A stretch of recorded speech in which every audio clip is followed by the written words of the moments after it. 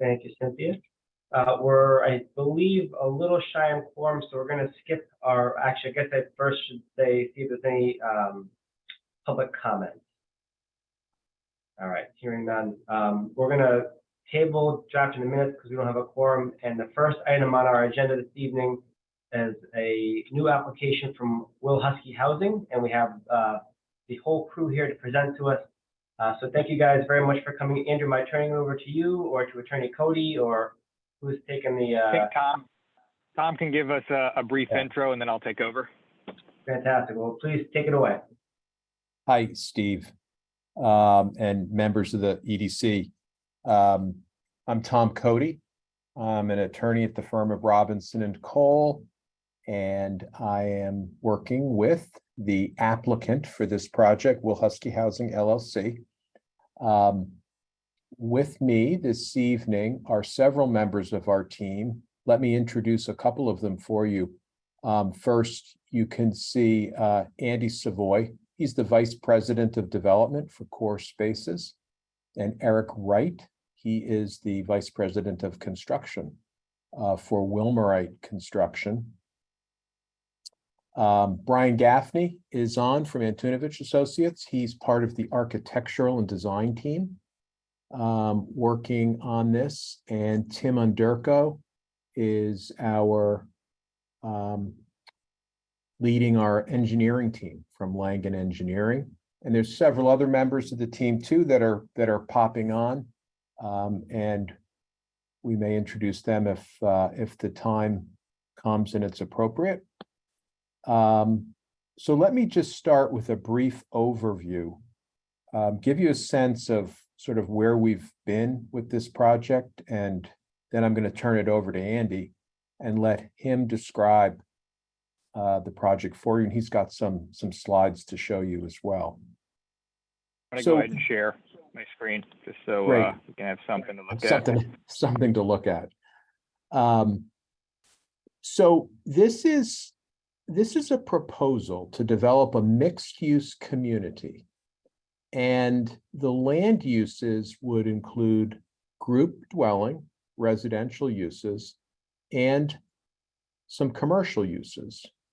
And the location for the project is 4 parcels of land located on the north and south sides of North Eagleville Road. And they include 2 parcels addressed off of King Hill Road, and then 2 addressed off of North Eagleville Road. On the south side of North Eagleville, you would certainly recognize these parcels as including the location where the Sam's Food Store, Subway, and the liquor store are located. We refer to that side of the project as Site A. And then on the north side of the road, what we refer to as Site B, that's where you would recognize Husky's Tavern and various other business uses. The applicant, Will Husky Housing LLC, is under contract to purchase the entire property.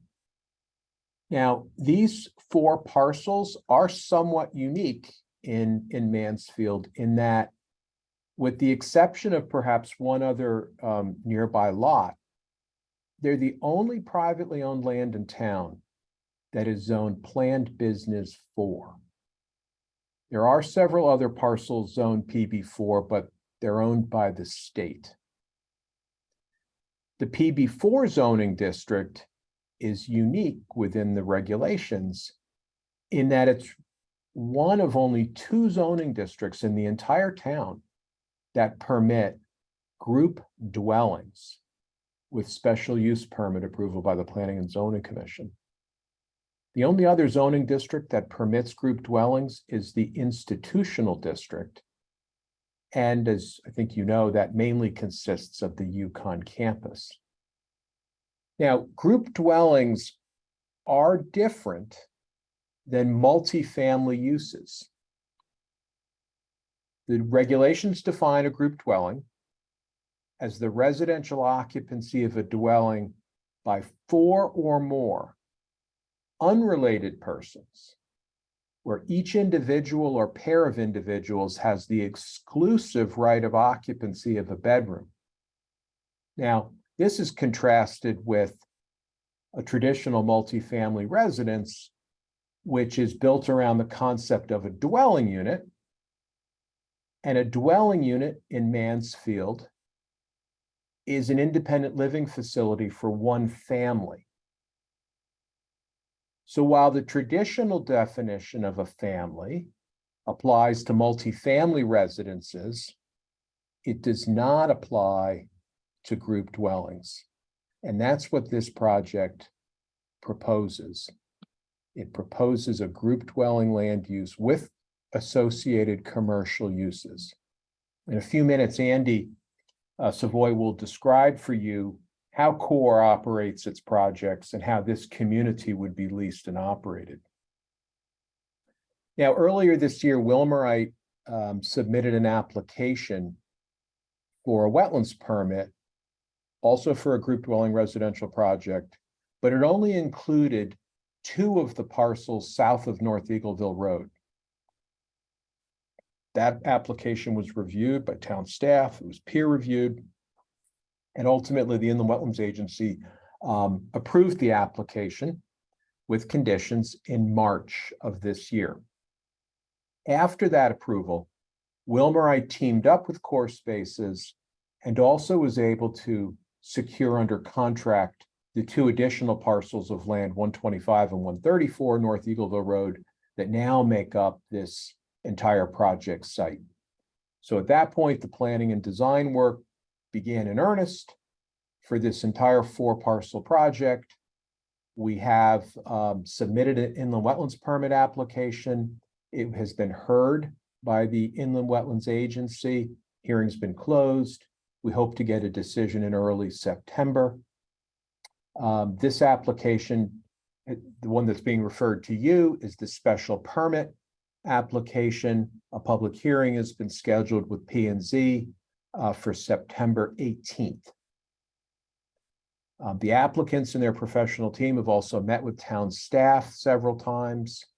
The application is undergoing extensive peer review by third-party consultants.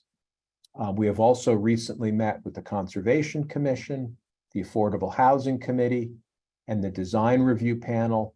And next week, we have lined up the Traffic Authority and the Water System Advisory Committee. So we're meeting with many different groups to review the application. So tonight, we're really pleased to be here with you to present the application to you and to answer any questions that you might have. So with that, let me turn this over to Andy Savoy. Thank you, Tom. Glad to be here, everybody. A lot of what I'm about to show you, Tom just said, so please bear with me.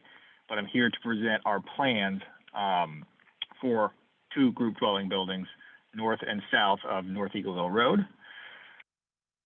A little bit, I'm going to go through who we are and then what we do, and then I can talk about the site in particular and get into the particulars of the design with you, and then we can turn it over for questions after that. So Will Husky Housing is the applicant, but really there are 2 firms behind that. It's Core Spaces, who I represent, and then Wilmerite. And you'll see Eric Wright's on the call, who's with Wilmerite.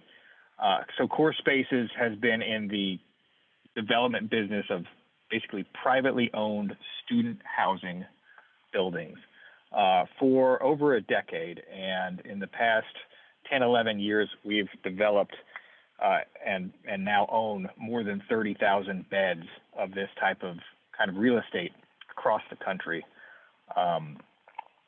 And we have about 35,000 beds in the pipeline as well. So we're very active in developing this type of project. Wilmerite, based in upstate New York, they have a little bit more diverse of a portfolio. They've done casinos, resorts, but also student housing and retail. So they have a very broad and diverse kind of development portfolio. And so, as Tom mentioned, we did team up in March and began the design effort for this project. On the phone with me, you have representatives from most of my team. So we have a design architect, Antunovich Associates, based in Chicago, which is where CORE is based. The architect of record, Newman, I don't think anybody is on the phone from Newman, but they will be the architect of record for this deal. And obviously you've got Tom with Robinson Cole and Langen for our civil. You see some images of prior projects from both of our firms at the bottom of this slide. And we've done this all over the country, at least from CORE's side. See a map of everywhere where we've done a deal. We do sell some deals selectively, but for the most part, we keep them and manage them ourselves. So, you know, I think the blue ones shown on this map, we sold opportunistically, but most of our deals we do keep and manage under a brand name called Hub. So all of our deals are called the Hub. You see the Hub Tampa, Hub Madison listed over to the right.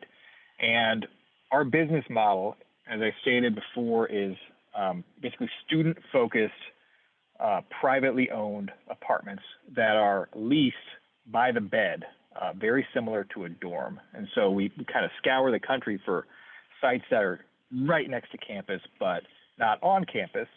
And then we develop brand new properties that are well amenitized, professionally managed, and kind of target students as our target renter with leases that follow the academic year, that are by the bed instead of by the unit, so you don't necessarily have to know your roommate.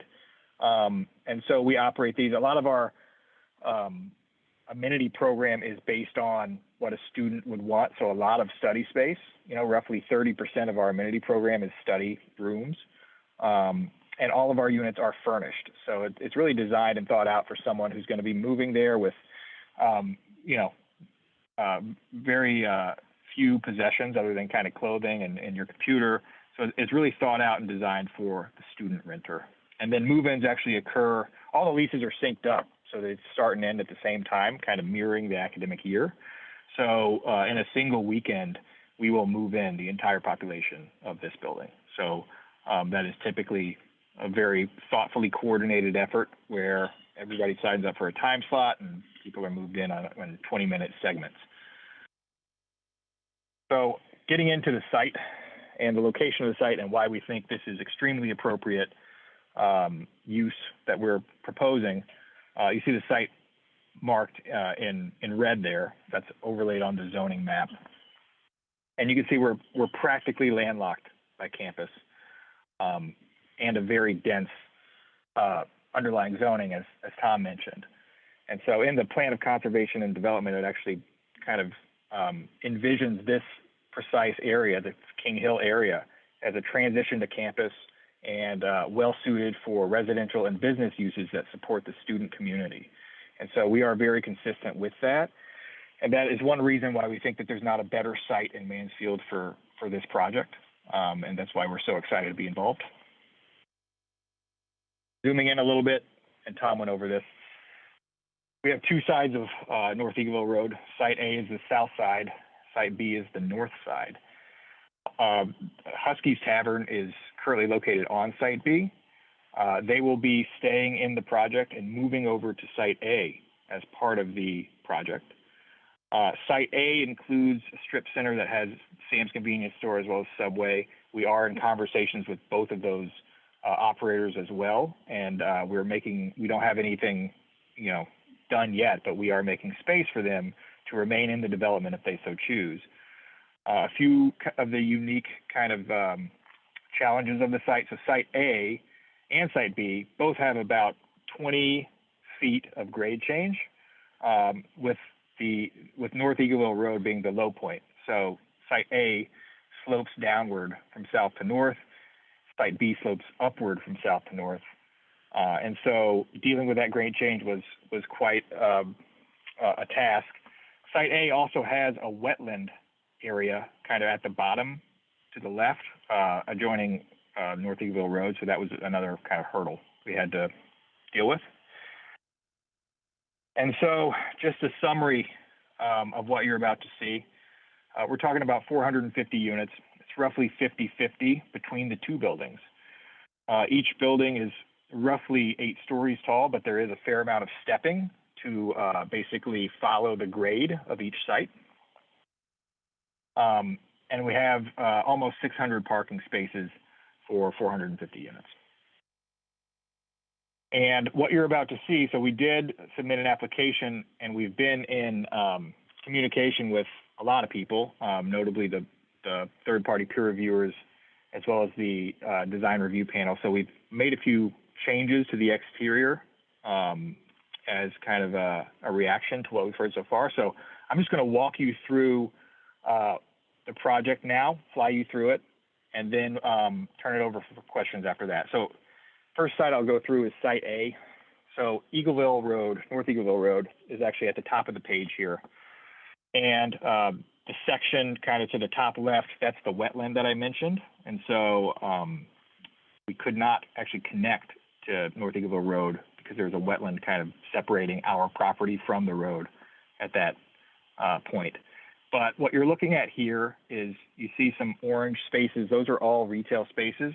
The large one is going to be the new home of Husky's Tavern, with two small ones that could be Subway or another tenant from that currently exists that would like to stay. We're still kind of having those conversations now. The red space would be our lower lobby. So this is actually kind of a secondary lobby entrance, and you'll see our primary lobby entrance is on the next floor above. But we wanted to have access to both Eagleville Road and King Hill so that you could actually approach the building from either side. The main vehicular entrance is at the top right. So you turn off of Eagleville Road either way, and that would be the main entrance to the project.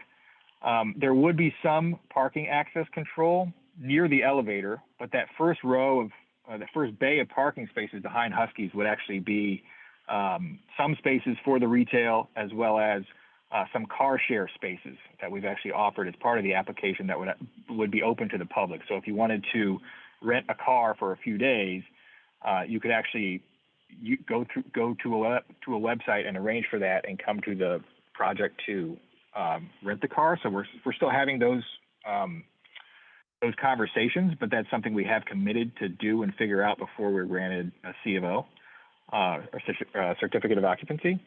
And so that first bay where it says lower level 2, 109 parking spaces, half of those spaces are actually opened kind of to the public. And then the rest would be access controlled. So residents would actually have to use an RFID to have a gate automatically open and enter and go up the ramp here that you're seeing. And so the bottom of this page is actually underground because the site slopes up from Eagleville Road up to King Hill. And so as you drive up, you get to the second level. This is a level that connects onto King Hill Road. So there's a secondary vehicular access point off of King Hill Road, which is at the bottom left of the page. At the bottom towards the middle of the page, you see we've kind of contemplated, there's a lot of kind of Uber rides and kind of food drop-offs going on at a lot of our properties. So we have contemplated that with kind of a curb cut there that would allow for those activities to happen. And then at the right side of the page, you see this large red area. It's about 8,000 feet, and that's our main lobby and amenity space and the main entrance to the building A is what I'll call it on Site A. And so as you go into that entrance, kind of our two main program elements are typically a large study space and a large fitness center. And we expect both of those elements to be located on this floor, which is the second floor, and the main entrance to the project. And you'll notice that we've actually lined units along the edge of the parking deck on this floor and the floor above, so that from Eagleville, it's a parking deck, but it's actually covered in units, so you don't actually have people with headlights kind of shining out there. And we think that that results in a prettier building. There is one level of parking directly above this, and so it's basically a double-story space where the lobby is, and then another level of parking. I did not show that just to be concise here, but it is available in the application if you want to look at it. Going up to the first kind of typical floor of units, it's kind of this W shape of units where you have these green roofs kind of filling in the roof of the parking deck below. And you'll see these kind of beige rectangles that would all be private terraces for those units that are located on that floor. And this goes up, and there are various setbacks that occur as you go up the building, showing you where the elevations have ended up. So the top image is what you would see from Eagleville Road, and I have these kind of renderings too that we can look at after this. But you'll see the kind of retail space is there at the bottom with a lot of glass, plenty of glass, and we are working on kind of improving this with some awnings and other elements that improve the entry experience at the request of the design review panel. And then so the building is articulated as a brick base with these forms above that these white kind of floating elements above that then kind of cascade up the hill. And so you can see at the bottom of the page, you can see kind of our main lobby area, bottom right. So that would be that 8,000 square foot amenity space that I mentioned earlier. And you see this wall here that would face King Hill. So we have been in discussions with the design review panel about that and are working now on improving that with landscaping and trellises that would kind of improve that experience for the pedestrian. This is kind of what that looks like. And this is looking down North Eagleville Road away from campus. This is looking at the building from King Hill. So this is that main entry space. And another kind of thing that we've incorporated is on the materiality of the building. We have a brick base. We have a kind of a stucco material for these white forms. We have a kind of a hardy board dark material, which you can see just kind of in accent areas of the design. You can see a little bit of it at the top. And then we have this really nice kind of copper colored metal panel that really accentuates the entry. And that's the language that's used on both of the buildings. Going across the street to the north side of North Eagleville Road, this is building B on site B. And so starting with the image on the left, something about this site, it slopes upward pretty harshly from left to right. So if you were to walk from the left corner of this building to the right corner, you would be walking up something like 8 or 9 feet. And so that's why you see this kind of section cut through part of the sidewalk, is because as you walk up, it slopes pretty harshly. So looking at the image to the left, we have additional retail space, again, characterized in this kind of orange color. The parking entrance is all the way to the left. It's, again, a 3-story parking deck, concrete with wood residential above. And so if you were so the main vehicular entrance and only vehicular entrance in this building is right along Eagleville Road to the bottom left of this image. And you would basically drive in and there would be a parking deck behind that retail space that flanks North Eagleville Road. So as you walk to the left, you'll see a large ramp that gets you up to the elevation of the main lobby, which is articulated in red on the image on the right. So by the time you get to the lobby, you're actually a full floor above that vehicular parking entrance. And so that's our lobby space. This lobby space is a little bit smaller than the other one, but it would contain the same types of amenities. And so on the second floor, you have, again, the second floor of parking with the lobby flanking it, and then you'll see a double-story space for the retail component. Moving up, so the third floor is just parking, and then that is the end of our concrete portion of the building, and then we switch to wood where we have 5 stories of residential. And so most of the building is articulated as kind of a figure-8 shape, with very similar language to the building across the street. And then that figure-8 actually steps back only on the upper 2 levels because that's how the grade actually moves. So we had to keep under a certain height limit to stay in that wood construction type. And so we could only go that high on the north side of the site. These are the elevations. Same material strategy as Site A, same kind of articulation of this entry moment with these copper colored metal panels. And you can see that grade change there in that south elevation. And this is how that looks. This is looking, again, away from campus, kind of down Eagleville Road. this is looking toward campus, and you can kind of see both buildings and how they would be situated, sited. And just a few kind of positives that we wanted to bring up. So we think that we'll create up to 12 full-time positions and 9 part-time positions to operate both of these buildings. Core Spaces would be the manager of these buildings, as well as probably over 200 construction jobs between the two sites. Another thing that we're incorporating is we like to actually put a coffee bar in some of our projects that's open to the public. So anybody could go in there and buy a coffee or a pastry. And so that's, we have an agreement with a company called New Here Coffee. And we basically, it amounts to a rent-free coffee shop. And we kind of are a partner with them instead of a landlord. And we've basically increased just the activity in our lobbies by adding this element, because we like this hustle and bustle from, you know, maybe non-residents stopping in to buy a coffee on their way to campus. And so that will create jobs too that aren't actually counted in the kind of Core Spaces jobs that would be created here. Another element, you know, will be substantially improving the property with a large building. So I can only imagine that will greatly increase the tax base. I don't know how much, but I think it's safe to say it would be quite a bit. Another positive, we're increasing the connectivity, I think, in this area by opening up the car sharing to the public.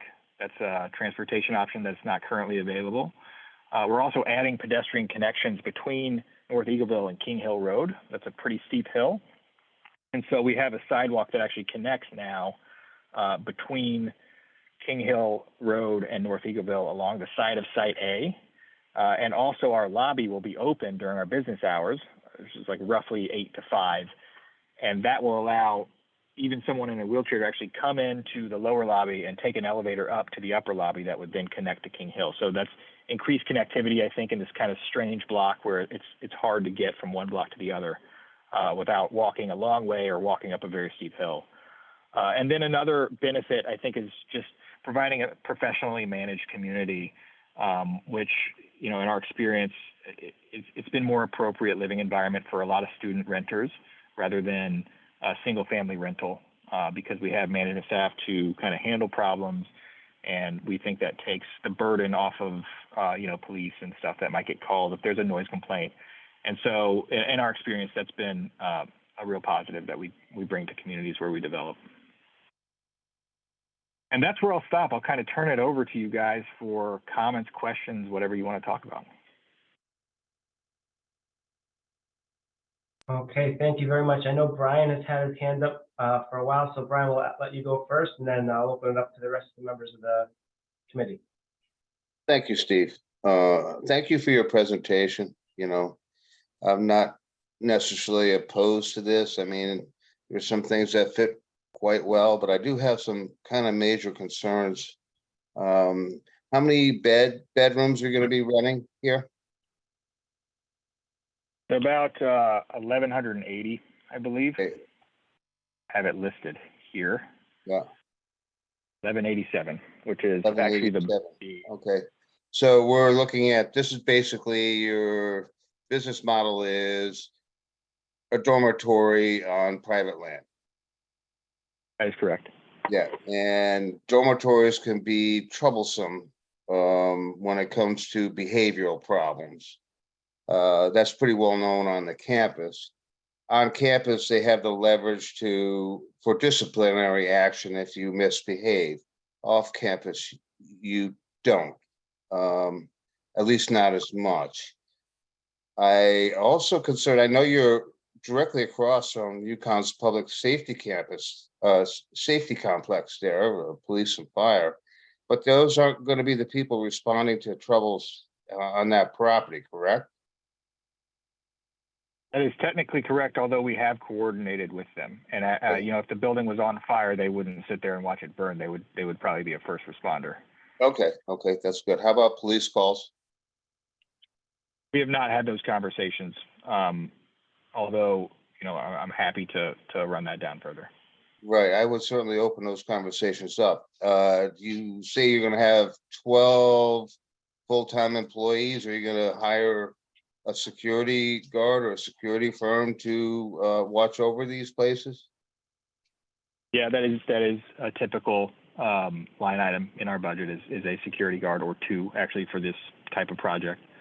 And I would also bring up, you know, in our application, we actually don't expect you to have seen this, but there is an 18-page sample lease provisions that are in there that actually show the disciplinary kind of strategy that's included in the lease, where, you know, after a certain number of incidences, we can't evict people, and so we do have kind of on-staff people and managers who watch that very closely, and that would just be, you know, I think that in some ways that's better than having kind of an angry neighbor call the police whenever a party's being too rowdy. Is we actually kind of deal with that. We have hired staff that deals with that before it even goes to you know, a public responder. Okay, and maybe something in lease provisions that would hold the tenant responsible, you know, if they do have a party or whatever, something that has a little leverage. If somebody decides to misbehave. or- Yeah, we do have those provisions. They were included in the application. I would need to refer back to them for any specifics, but the teeth in them is basically eviction after a certain number of complaints. Okay, and in your other properties, this has proved to be a successful approach. It has. Okay, now we're talking over 1,100 beds here. We have limited amount of wastewater that we can send through UConn's wastewater treatment plant. What are we gonna be putting for gallons of wastewater into that plant per day with 1,100 beds? Have you figured that out? Andy, We have. let Yes.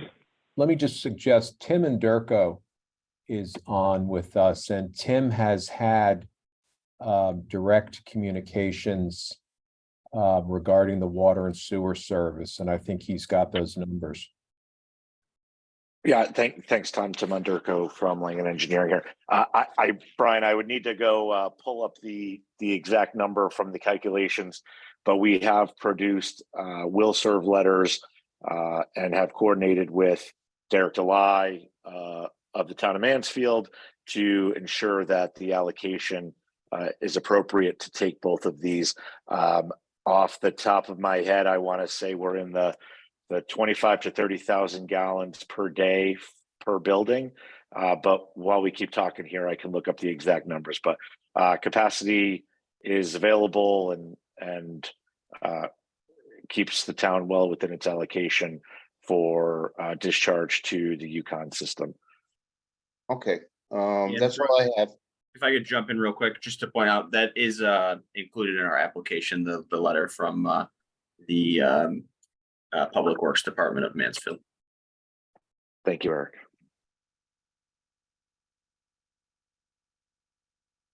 All right, I'm gonna, I see Brian Lynch has his hand up, so I'm gonna give Brian a minute to ask a couple questions, and then Brian, if you have more, Brian Coleman, if you have more, we can always come back to you.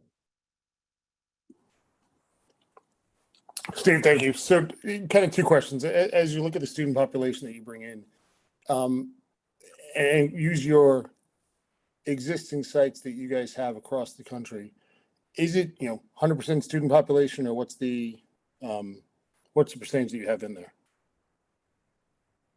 So there are fair housing laws that basically result in course. us having to lease to everyone. Anybody who will sign a lease and who is qualified, we will lease to. Now, across all of our properties, it's less than 1% non-students, maybe less than 1% of 1%. It's very few non-students that end up leasing, because there's very few people who have no furniture and want to live in a student building and also want to have a lease that coincides with the academic year. And so that's just how it's played out in most of our properties. Got it.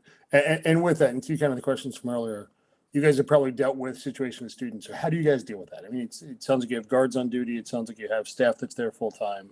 Do you coordinate with universities at all for any disciplinary actions, or how do you guys manage that?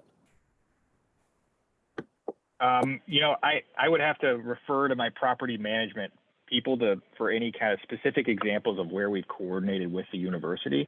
But we do have on-site security at most properties. We do have on-call employees that typically live within the building and that respond to any kind of situations and are on call for certain hours. And so that is all managed internally. And so there's always someone, you know, a few minutes away if something were to happen.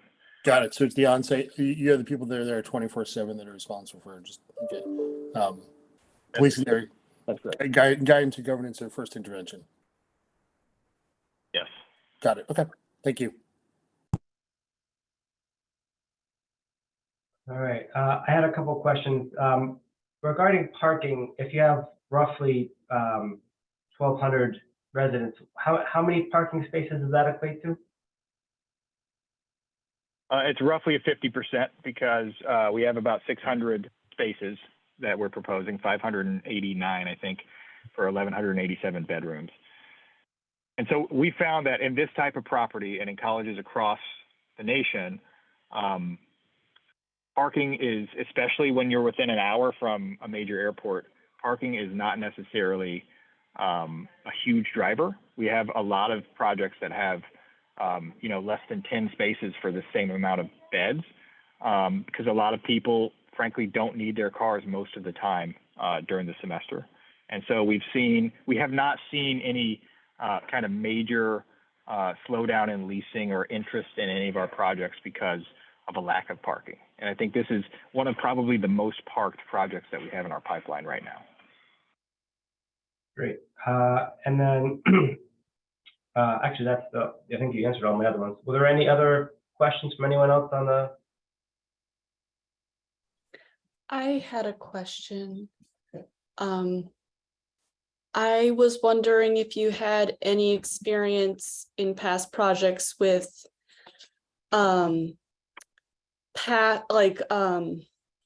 former small businesses coming back to that site. For example, the businesses here, if they would be able to afford, like during that construction period of time, they're out of business, if they would be able to like afford to come back in. So Eric has actually been kind of leading that conversation with a lot of the existing tenants there. Maybe you can chime in a little bit, Eric.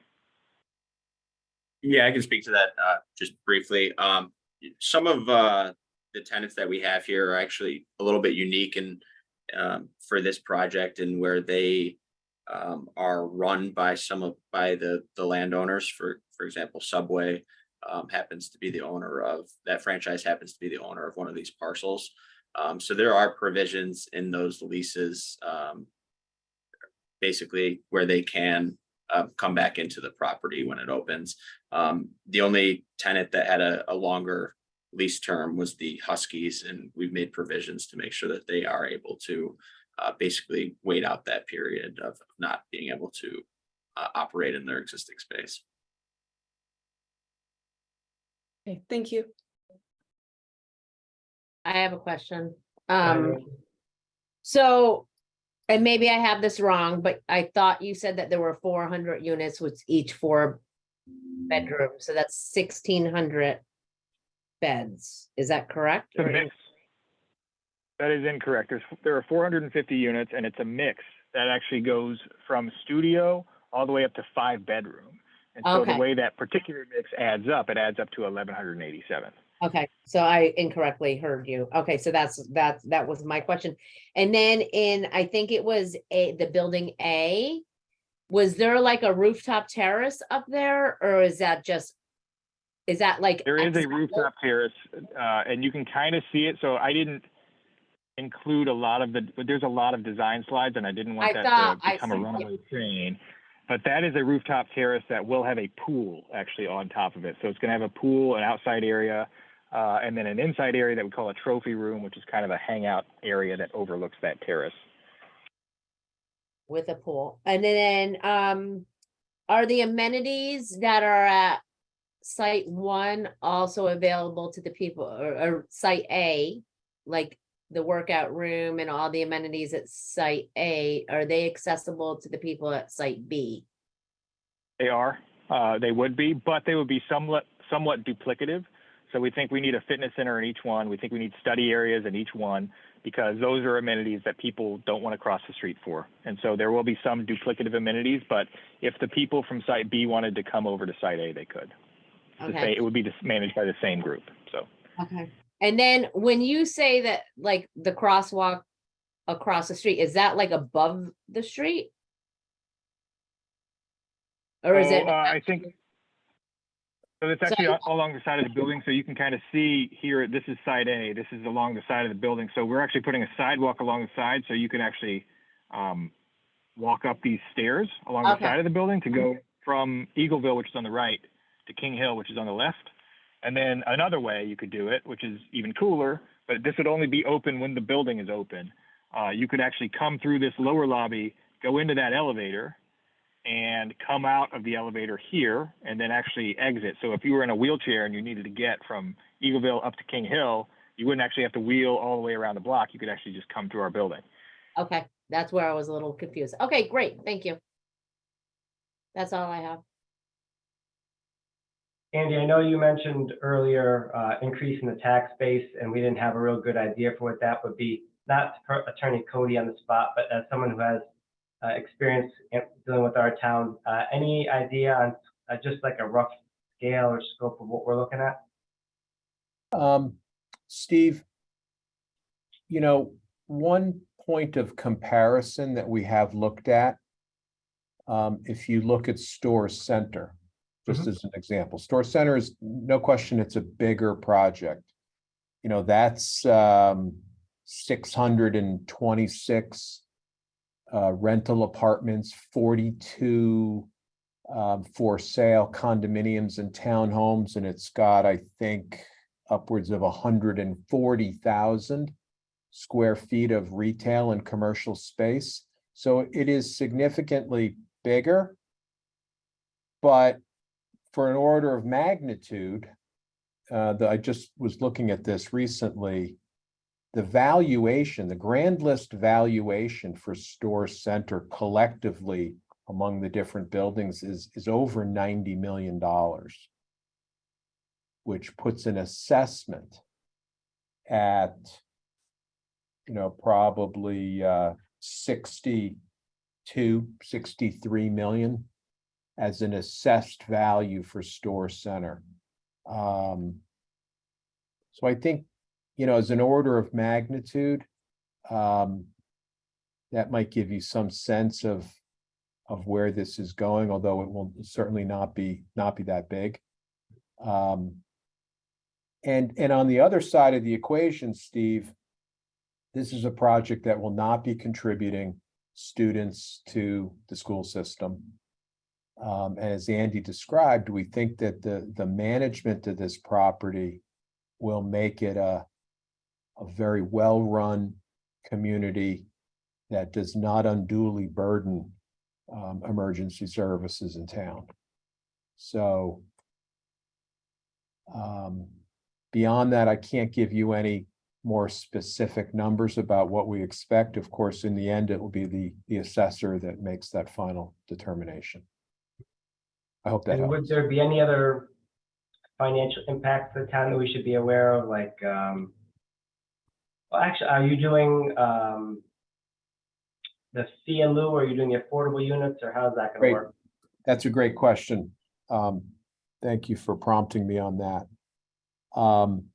This application proposes to make a fee in lieu contribution of $3.3 million, which would be placed into the Housing Trust Fund of the town. And, you know, we have discussed at length the issue of affordable housing in the community, and we've heard, you know, some very, very careful and eloquent discussions about the need for affordable housing in town.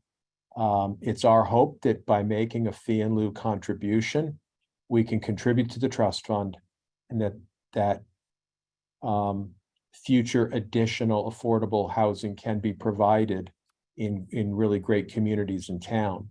The group dwelling land use type is not a good fit for affordable housing. And that's one of the big reasons why we have not proposed to actually include units in the project. Group dwelling is leased by the bed. Affordable housing is generally measured by dwelling units. And it's also measured by as a family unit for income purposes. So we don't have dwelling units in that sense, and we don't have families in the traditional sense that affordable housing is measured by. So it's not a great fit for the state programs that are available. And we think that the money would be much better put to another project elsewhere in town, pool that money together with other monies and continue to deliver more affordable units. Thank you very much. Were there any other questions from any of the other commission members? I have one other question, and I might have missed this too. So the amount of commercial space is how much? Roughly 13,000 square feet. 13,000? Yep, and that's between both buildings. Thank you. Well, thank you all very much. This is a very, very information-packed presentation, and we appreciate your time and answering our questions, and look forward to seeing this one work its way through the channel. So thank you all very much. It's our pleasure. Thank you very much. Thank you. For your time. Thank you, everyone. Have a good night. Thank you.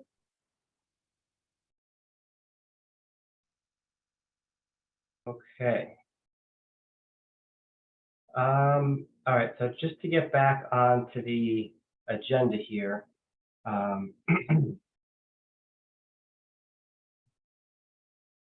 we lose Brian?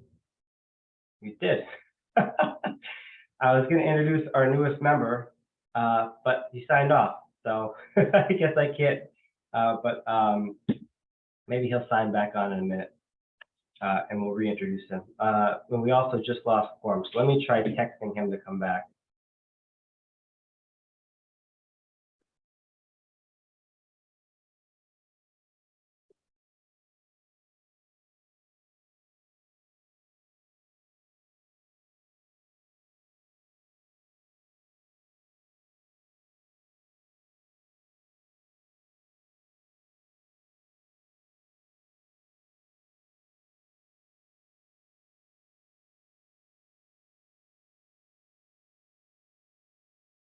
All right, so while we wait to see if Brian Lynch is available to come back, we need a quorum to do minutes, so I guess we'll run through subcommittee reports real fast, Cynthia. Just kind of keep on rolling through the agenda. Sounds good. Who has had any of the subcommittees met since our last meeting? No. Oh, well, then that makes that easy. Then we'll move right on. Turn it over to you for staff updates. Great. Thanks, Steve. So just a couple of things. Last night we had Downtown Stores social. I believe we invited the full EDC as well. So a couple of folks, Steve and Brian, were there. So nice turnout, great job by Dog Lane Cafe. We were able to meet some of our newer neighbors from Jefferson Fry, and the two owners of Haven Hot Chicken were there. So it was really nice to meet them because we reached out to the folks that have signed leases. On September 6th, we are having a sort of a meet and greet and social with our business friends at Mansfield Center. And I included Steve in that invitation and Brian as a property owner as well. So just casual. It's being hosted by Anthony with State Farm. We have a couple of, we're going to send out another RSVP, but it's just kind of looking at that corridor, you know, what's happening, what's might be happening, just to keep those folks on our radar in terms of business development improvement. I appreciate you bringing Mansfield Center into the spotlight a little bit. Thank you. Yeah, no problem.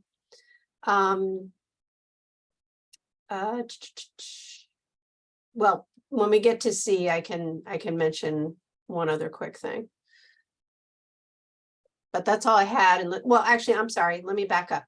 I wanted to get some feedback from you all with putting my Connecticut's countryside hat on, and Nancy was in our meeting the other day. Coventry EDC wants to do a forum for businesses.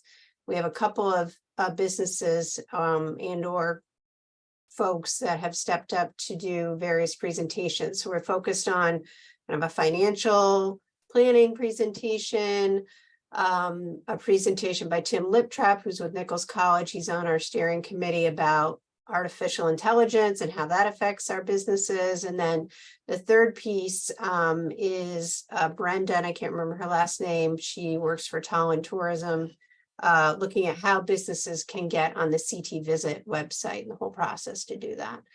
So we had talked about doing it in October. Some of you may know that Eric Trott, the planning director in Coventry, is leaving, which leaves a pretty big void. So we talked about potentially doing it with the Connecticut Countryside Summit in January. So we've also asked Nancy if she might host it for us, since she's on the steering committee. And so I wanted to see if this is something that the EDC would jointly be interested in supporting with Coventry EDC. Nancy? Oh, and Cynthia, is Brian in the waiting room? Yes, I'll get him right now.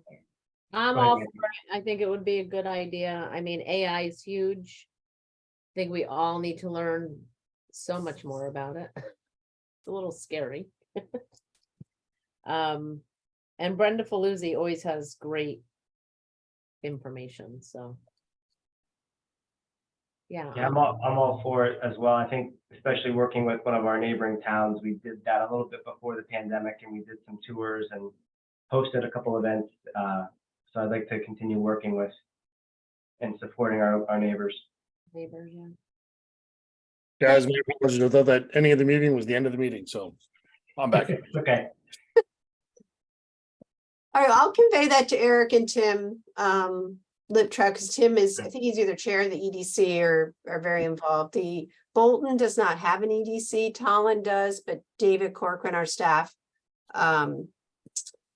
conduit, is on his honeymoon in Italy, so he was not on the call. So, nice.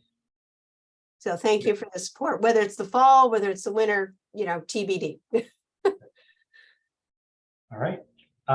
If I can interrupt you, Cynthia, for just a second, I just want to introduce Brian, and then we can all introduce ourselves to Brian. Brian is our newest commission member, longtime resident of Stores, several kids here in the school system, active in the community, financial background. Brian, is there anything you'd like to say about yourself or in general? Dashingly good looking, all around. No, I actually had the opportunity to meet everyone last week, or the last perfect. session, so. Awesome. Fantastic. Well, if you know everybody, then we'll skip the rest of that, and I'll turn it back over to Cynthia if she has any further updates. No, I didn't, not under staff updates. I would just say under, under business updates, openings and closings. The Haven Hot Chicken folks told us last night they're hoping to open in November. So that's good news. So I don't know if anybody else has any openings or closings that they know of. I know we went over kind of the big ones, at least Taco and the ones in downtown Stores last meeting. For my re-education, which ones are those that are opening downtown? Yeah, sure. So Haven Hot Chicken is going into the former Wingstop space Yep. on the corner of Charles Smith Way and Stores Road. Yep. Playa Bowls is going into the 7-Eleven space. I know that they have gotten their signage, their temporary signage coming soon, approved by the town. And then Square Peg Pizzeria is going into the former Gino space. And then there hasn't been a lot of a lot of press on this, but it's out in the open, is that, Huskies is going into a second Huskies is going into the former Grill 86 space. So Great. Cynthia, let me get this straight. Huskies is gonna maintain a shop over at the new development on King Hill as well as the one over in Store Center. That's my understanding, yes. And the one planned for downtown stores will be a little bit different concept. Now, what about Ted's Restaurant? I don't know I don't know, they didn't mention Ted, so probably, I should have asked about that. I don't know if obviously they'll be affected. When Right. I had asked about that, I thought that was an adjacent parcel to this. Ted's is owned by its own entity, so it's owned by a totally different person. Yeah, so it's I not, don't think not part Ted's of is this gonna be project. affected at all. Like when he started the presentation, he said that there's only a couple parcels that are still owned by private people.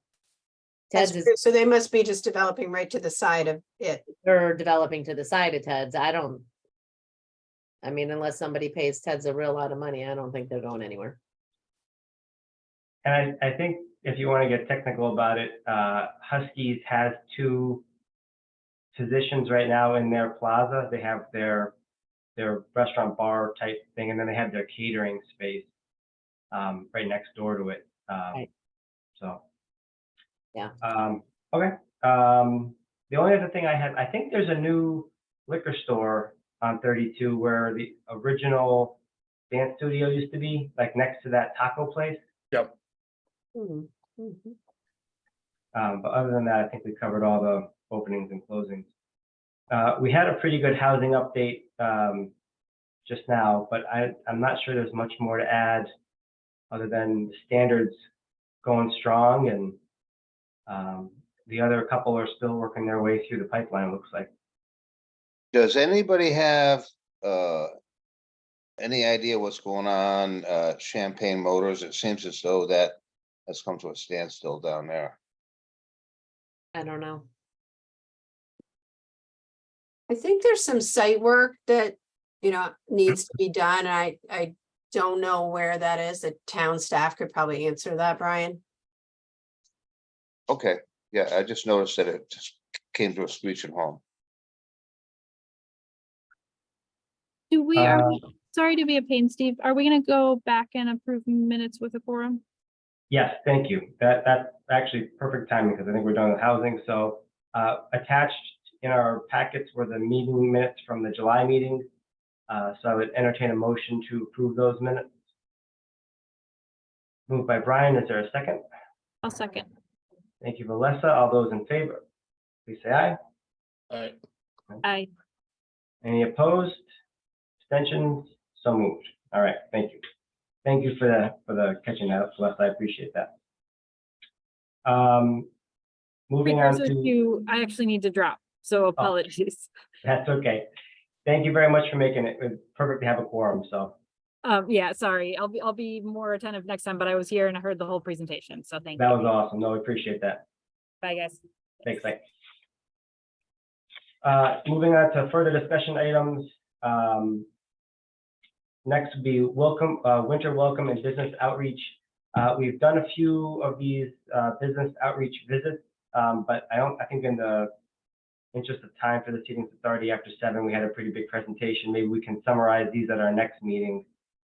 In terms of winter welcome, Cynthia, is there anything you'd like us to start working on or anything you want to bring up? Just real quick, so Kristen and Magdalena in our office, we met, I think 2 weeks ago and kind of went over some ideas that Kristen had. We actually are probably going to focus the feedback that she got from a family perspective is just having more things to do. So we're actually, I know we sort of experimented with the business piece, which I think is still important, but if businesses are there, like Linnea doing wreaths and having kids do wreaths and things like that. So instead of it being just businesses are here and pamphlets and things like that. So so that's something Magdalena and I need to do a little bit of follow up. So, but we do believe that we have a Santa Claus, so. Perfect. All right, Yukon Town. I've been, Collaboration I Update. actually been working on my beard. If your Santa Claus fails, doesn't come through, I might be able to help you out. I've been working on my belly, so. Perfect. All right, Yukon Town Collaboration Update. I'm not sure we have too much, and I know Ryan's not here tonight. He would be the one that probably give us the best update. Anything you want to mention, Cynthia, or we'll just table this for next time? The only thing I would mention is that at a staff level, there's a few folks that are meeting from Yukon in town. A small staff group, and my understanding, and Ryan might have mentioned at the last meeting, I can't remember, that there is still a goal to have this framework group continue to meet. So it's, there's been a lot of transition at the university. So I think that's still, from what he said, on the table. Well, actually, to that end, Cynthia, I am curious, what, the presentation that we just sat through, has the university weighed in on that one yet? Not that we need them to, but just more curiosity of.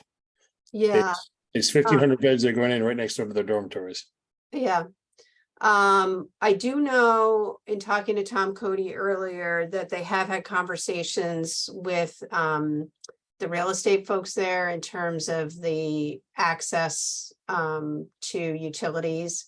Again, what they were explaining is that, the town has a certain allotment, and they're not, from what I understand, even close to that allotment, but they are in the Yukon system under the auspices of the town, since it's private development, not on the Yukon property. So, Yep.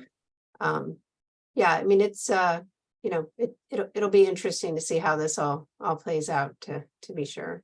Got it. It's probably worth noting, Brian, that this project has been contemplated for 5 or 6 years, if it possibly longer, but I've been aware of it for a number of years. And the holdup until recently has been that technically the pipes in the street are Yukon's pipes, both water and sewer. And so the town's allowed to connect to the town's pipes, but has not in the past been allowed to connect to Yukon. But Yukon has kind of changed their position on that. It's been more open to allowing connections to their pipes. It still counts towards the town's quota. So it's a more collaborative approach, I would say. Got it. Okay, thank you. Yukon student collaboration. We kind of keep this on here as a placeholder. We had a group of students reach out to us in the spring and say they'd love to be involved with economic development here in town. The only thing we've done with them recently was I think we asked them to write a letter in support of a grant we applied for to try to get a sidewalk up 195 that would connect basically Horse Barn Hill, the town, Greek village there, where the big parking lot is across from Horse Barn Hill, down to TVS. And that would kind of complete the sidewalk all the way down 44 and then back up Discovery Drive and all that. And I know that that was the third time we've submitted for grant funding to accomplish that goal. And I understand that it did not get funded this last time. So one of the things Cynthia and I had spoken about is this something worth pursuing with Yukon? Can we break the project up into phases and just have Yukon and the town of Mansfield fund this? I think from an economic development perspective, it'd be great for all of these students that are going to be, or residents or whomever, occupants of the Standard at Four Corners, just going up right here. And then the next project, which was proposed for between Hops and the Standard, as well as to another extent, the one at the golf course property, to be able to have those kids walk to campus on a sidewalk, I think would be really beneficial. And for people who are in the downtown to be able to walk on a sidewalk to the Four Corners, kind of increases connectivity. So I don't know if that's another chance for us to get involved with the students again and maybe see if they can exert some pressure on their side of things, or if you guys have any thoughts on any of that.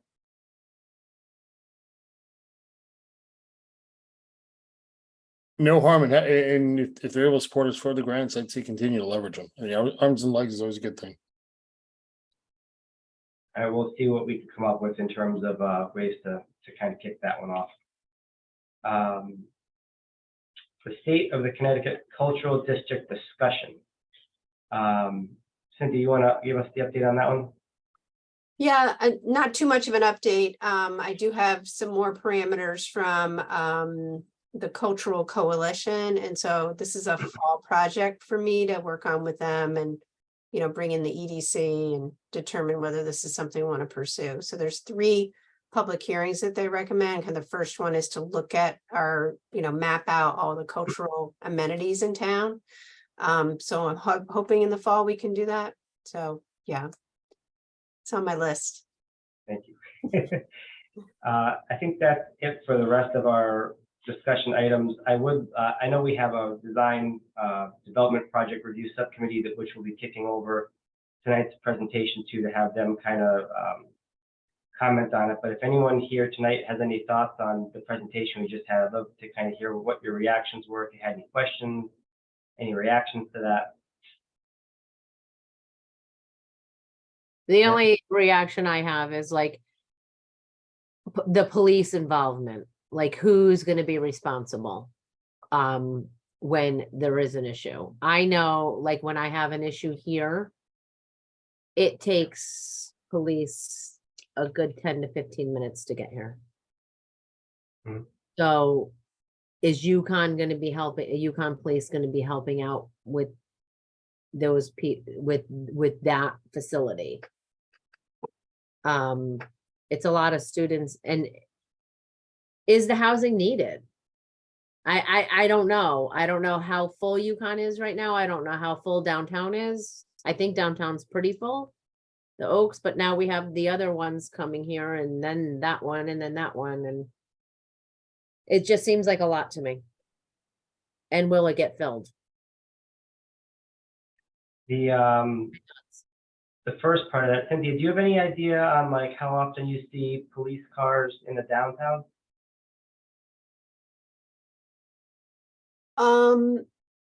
Obviously, you're not there at night so much, but hopefully you're not there at night so much. Not usually, but Ever since Bill 86 closed, she's not going down there. So.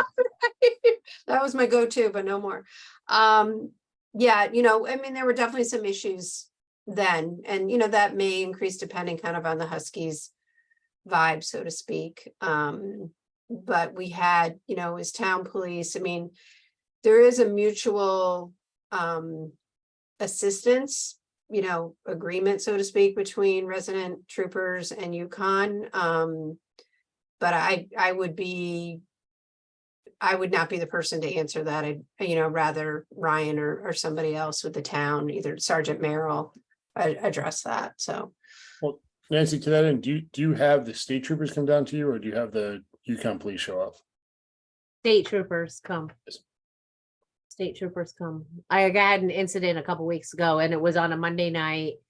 There was loud banging on my security cameras. I said, dispatch the police. It took them 13 minutes to get here. I got here right after them. Wow. Everything was fine, but if somebody was in my building at that point, I mean, they were already been there and gone. Yeah. So I'm not concerned about rowdiness. I'm concerned about like medical issues, like the person getting run over, you know, like partying too much. Now we have, or an overdose or things like that. Like that's my concern. Like where is the help gonna lie? Well, and then that begs the That's a lot question of of students. medical response versus police response. Almost break it up. Yeah. I think one of the strong points from that perspective is it's right next door to UConn Fire, Health, Emergency Services. So as long as there is that mutual aid, if that's the conversation that they've had, you couldn't pick a better spot. And whether or not UConn police actually are the ones who respond, like being next to a police station kind of has the aura of police are right outside kind of a thing. So I don't know. I think from my experience with dorms and parties, when I was in undergrad, I was an RA one of the years, and it was always the places that had the most gathering space. So if you had a backyard or places that had backyards that that backed up to each other, it allowed you to amass kind of a critical number of students where things kind of get out of hand. Like looking at their floor plan, it's all so compact and all the different rooms are so tight. I don't know how many, like you're not going to cram like 100 people into one of those little tiny suites, which is kind of where you start seeing things get out of hand. So, and I think if they have the ability to evict those tenants and they have an 18-page lease with, you know, some teeth in it, they're not going to want their 30, 40, 50, $60 million project getting torn up by stupid drunk college kids. So I agree. I just, you know, with Huskies right there, I don't know what, I wasn't here when Gorilla 86 was downtown, and I was never downtown when Gorilla 86 was there, so I don't really know what went on, but it's just in very close proximity to each other. Yep. So, I mean, I think it's great. They can just walk home. yeah, yep. So, So, Brian, I saw your hand up. Yeah, I definitely have some concerns. One is the affluent that's created. They were talking about 25,000 gallons a day for each building A and building B. That comes up to 50,000, I think, gallons a day. And municipal allocation for affluent is up to 400,000. That's a pretty good chunk of that, if you think about it. And then what about how many cars are going to be there? How much traffic's going to come out onto Cypress Road, Hunting Lodge Road, North Eagleville Road? I'd really want to know what kind of impact on that. If you're talking, I mean, you could have up to 1,100 cars. I would imagine if you have 1,100 beds, you could get 1,100 cars, and I definitely would want to see that be studied, and whether or not we have the fire apparatus to go down there and take care of problems down there. Ladder trucks high enough. We're talking what, 7 stories down there, Steve? Yeah, 7 or 8. I think it was pretty tall. I would imagine that as part of the building permitting process, emergency services would have to comment on their availability to respond to something like that. That would seem like a pretty big oversight for them to miss. Like, oh, we can't reach the top floors of these buildings. Yeah, I expect they may have that covered, but you know, you have to also wonder if there's enough apparatus to handle multiple events. You know, if something happened over on Store Center, and then down over here on King Hill. So I definitely have my concerns, and Nancy, I shared a concern about response time from Troop C. We have resident state troopers, but they're not just stationed at the town hall and can be dispatched immediately. Many times it is from Troop C, and it can be 10, 15 minutes for response time. So that, you know, with that kind of population in that one little spot, it's concerning. And basically, we have dormitories on private property, and we all know what happens in dormitories, and I don't think that's completely changed, and we should keep an eye on it, for sure. Yeah, I would say I love the idea of dormitories on private property, because we have all these college kids here that we don't get. We get some pilot funding, but that is kind of subject to the vicissitudes of Hartford and how much they have to give out. You know, this is on private land, so we get tax revenue out of this as a town every year. We can count on it like clockwork. And the students are already here, so it's not like UConn saying, build this dorm and we're going to add 1,200 students to campus. These are 1,200 students that are going to be living basically on campus instead of wherever else they're living right now. It's basically just changing their address from probably one other apartment complex or from some neighborhood to an apartment complex basically on campus, where they'll have even less impact to the rest of us in town because they won't be driving so much. I think he mentioned 550 or 575 parking spaces, so not even one parking space per tenant. And he said that that was heavy for, yeah, that was heavy for this particular development. It was a lot lighter, so a lot fewer parking spaces across their other 30,000 beds that they manage. Yeah. You also have to understand, Steve, that things are a little different when you have collective housing where you have 5 units in one, you get all these people together. The possibilities of problems arise with 5 people living together as opposed to 3. So I am concerned, that's like, if you're putting all these people in these buildings and consolidating all these folks, you're gonna need some top-notch management, some security, and some promises from this company to make sure that there is no problems over there. That's really what I'm looking for. Gotcha, okay. Any other thoughts before we call it for the evening? I'm good. All right, hearing none, thank you all so much for your time tonight. If there's nothing else for the good of the order, I would take a motion to adjourn. Moved by Nancy, seconded by Brian. Thank you all much. Have a great evening, guys. Steve, do you have like 2 seconds, just some Yeah. logistics? Okay, thank you. Steve, I mean, if you don't mind, I had a different issue for the kids. I'll give you a call in like 10 minutes, if that's okay. Yeah, sounds good. Yeah, this won't take long, Brian. Okay. Thanks.